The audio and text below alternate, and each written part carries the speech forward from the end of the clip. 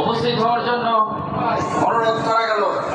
আমরা দেখতে পেলাম আমাদের মাঝে সাবেক ভিপি গাজী আহসান হাবিব ভাই এবং সাবেক ভিপি হাইনুল আলম বকুল ভাই আপনাদের মাঝে উপস্থিত হয়ে গেছেন।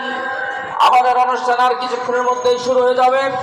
আমরা দুইজন তারুণ্যের প্রতিজ্ঞা পেলাম রাজবাড়িতে দীর্ঘটা সময় যারা আন্দোলন সংগ্রামের মধ্য দিয়ে উপস্থিত হওয়ার জন্য।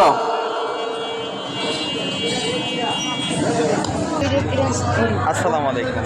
আমাদের আজকে বসার বিষয় হচ্ছে এই অঞ্চলের সামাজিক শান্তি শৃঙ্খলা এবং সন্ত্রাস, চাঁদাবাজ, ছিনতাই ও মাদকের বিরুদ্ধে আলোচনা সভার আয়োজন করা হয়েছে আজকে।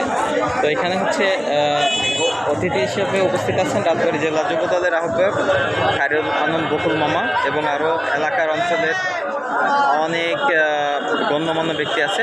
কিন্তু আমাদের এই অঞ্চলের মানুষজন অনেক খারাপ কাজের সাথে যুক্ত, তো চাচ্ছি যে তার বিরুদ্ধে আমরা কথা বলবো, সেই জন্য আর কি আমরা দেখতে পাচ্ছি সবাই আসছে এখানে। যুব সমাজের উদ্যোগে